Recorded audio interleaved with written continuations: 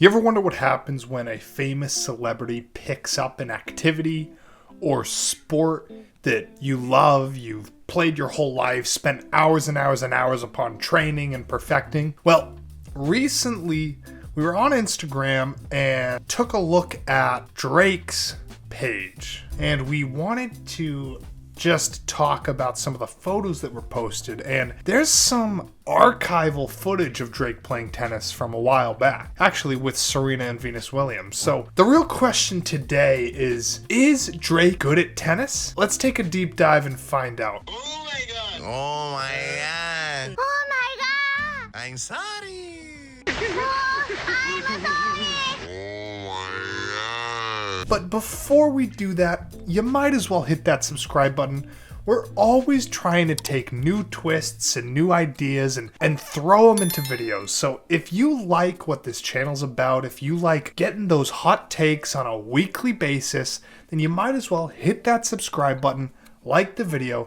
We're always going to be around, and you'll always see weekly content from us moving forward. Now, in case some of you live in a cave, or most likely your mother's basement as a gremlin, Aubrey, or Drake, started his career not even as a rapper, but actually as an actor on Degrassi, The Next Generation, where he played Jimmy Brooks, a basketball star who eventually ends up in a wheelchair. It doesn't really matter. Now, fast forward a few years, and he ends up reinventing himself as a rapper, singer, hybrid who basically built an entire genre out of being emotional. Now, by the mid-2010s, Drake was no longer an up-and-coming star. He was the most streamed artist alive. The guy who could drop a song about shoelaces and it would still debut at #1. He's had more chart hits than entire genres combined. Now, obviously, we're not here to talk about Drake's rap career, because honestly, here at Hot Take Tennis, we don't really care. Recently, Drake went on Instagram, posted some photos of him, with a racket on a hard true court and actively playing the sport. So we'll start with those photos, take a look, analyze every detail possible, and then here at Hot Take Tennis, we actually found some archival footage of him playing tennis from a few years back when he was still in good standing with Serena Williams, the one and only. And we're talking about before the infamous Super Bowl Crip Walk. So first photo that we're going to take a look at, there's not really much to see. Drake's wearing the classic court Nike white shirt. It looks new with the black and white frills on the edges of the sleeves as well as the neckline. He's got what looks like Babolat Pure Strike, maybe 18x20. And it looks very similar to the stick that Dominic Thiem used throughout his career. It doesn't look like he's preparing to hit a shot, so there's really not much to analyze. Generally speaking, it's more just the fit than it is anything else. So let's move on to the tennis portion of it, which is really more our specialty. So taking a look at the actual tennis. The first photo we'll look at, he looks like he's preparing for a forehand. For some reason it's in black and white. Whatever, he can be artsy. All right, so let's zoom in a bit and take a look at this grip. Oof, okay. Well, to be honest, this grip is high as so it looks pretty. He's lobster clawing. Now, we don't know if other players use this term, but the lobster claw is essentially the index finger here, or the pointer finger, and how it's spaced between the middle finger, almost in a hook formation, or a claw, so to speak. And typically, when teaching, if you've ever been a coach or interacted with coaches or had coaches before, that's taught more so on the serve when a player's holding the continental grip. It's to get a little more wrist snap over the top. If you take a look at any pros hitting slow motion serves, a ton of them use this lobster claw mechanic in their pointer finger to get just that little bit of extra wrist snap. Now, you don't typically want to have a lobster claw in the forehand. The lobster claw would make it a little bit harder to control the racket head when hitting a forehand. Again, his grip is pretty strange. As you can see, the general setup looks decent.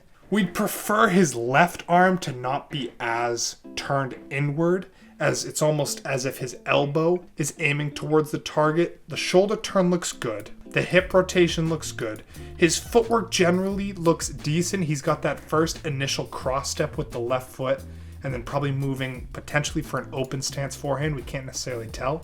It may be a closed stance forehand if he needs to take 1 or 2 more steps, or 2 or 3 more steps. The general mechanics look decent. The major problem is that grip. It looks somewhat close to an Eastern forehand grip. Obviously, it's difficult to ascertain exactly the grip based off of a 2D photo, but it looks similar to an Eastern forehand grip. We're going to put all the grips in a photo right on the screen here so you can see those. So as you can see within the red circle here, it looks closer to that Eastern forehand grip, which generally speaking, it's just not really taught nowadays. We don't recommend it. It's just not the best possible grip to use, especially with modern equipment. Semi-Western is the tried and true. It's always going to be the best possible choice. And then Western if you really want to go crazy with it. So that's that first photo. Now we're going to take a look at the last one. This one might be the roughest photo. Now it's a bit rough to look at. We know. We hope you don't burn your eyes. But, it's for the sake of the people. Because that's what we care about here at Hot Take Tennis, is the community. And we just want things to be as accurate as possible. So let's take a look. Okay. Again, the grip is just too high on the racket. So he's obviously going for a slice. It does look like he's in the right grip. We like to teach the continental grip when hitting a slice. Now, his preparation is pretty brutal. The racket should be a bit higher. Additionally, it would be good for stabilization to have his left hand on the throat of the racket in preparation.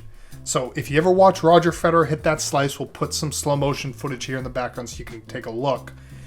It's intentional. The left hand comes following the right hand, because when both arms follow, both shoulders follow, closing the hips off, ready to open up on point of contact, which gives you the best possible shot implementation. Whereas his shoulders are already too open. It looks like he's starting his swing on one foot too, so minimal control. He's going to be completely off balance, as he already is, obviously, and probably make atrocious contact with the ball. Maybe Drake would be better off with those kids balls, the big foam ones that, we see like the U8 play with. That might be more his speed. We know he likes him young. I hear you like I'm young. Now, it's not over just yet, because like we said, we actually found some archival footage of Drake playing tennis from a few years ago when, again, him and Serena Williams were still in good standing, so to speak. And let's take a look to see exactly what this entails. All right, so right off the bat, it looks like Drake does have a two-handed backhand, not a one-hander. Number one thing here, elbows way too inside the body. You generally speaking want about 3 to 5 inches in between the elbow and your stomach. It gives you the most amount of torque and acceleration through the ball to get the highest production quality. He makes decent contact out in front. His head stays in a good spot, gets through the ball. Point of finish is pretty rough. He finishes not as completely as we'd like to see. So 2 things, get those elbows a little bit farther away from the body, earlier preparation, make good contact with the ball out in front, and then finish as crisply as you can over the shoulder. Again, same backhand. All right, Serena playing with her left hand. Still probably not a fair contest. Did she play with her left hand the whole time? That's what it looks like. There's Venus. Yeah, it looks like Serena's playing. Okay, here's a great clip right here. Let's take a look at this serve. Oof, all right, so you know what? He's got that classic pancake serve. You know what? As a beginner, that's really what you should learn, what you should teach to learn how to make good contact, get through the ball, and then eventually start making serves. Then as you get more consistent with the pancake serve method, you move that grip over to continental, and you start learning how to serve that way with the good wrist pronation and snap. So we can't really fault him for that. Okay, great. This is what we've been waiting for, the forehand. Ooh. Okay, Drake. All right. Many notes here. Footwork, pretty atrocious. We like to see the little steps, but you need to load before contacts. You need to stop your momentum and move into the ball upon contact. Let your body weight move forward through the shot and then finish your stroke, please. I mean, look at this. The guy hits the ball and leaves the racket in the same place where he made contact with it. It doesn't go forward. Also, he's got that same up grip for some reason. He loves that Continental dog grip and then follows his entire momentum all the way up to the net for some reason. All right, this guy's interesting for sure. Oh, well, that's nice. They gave him a trophy anyways because, you know, we all love participation trophies. Let us know what you think. Can Drake play tennis? Does he have a future in the world? With all of his money, he could hire some of the best coaches and maybe get good depending on his level of athleticism. But we just wanted to have some fun here at Hot Take Tennis. Not all the videos have to be so serious. And, you know, we really appreciate all you guys watching. Look out for weekly content moving forward. Hope everyone's doing great, and we'll see you next time.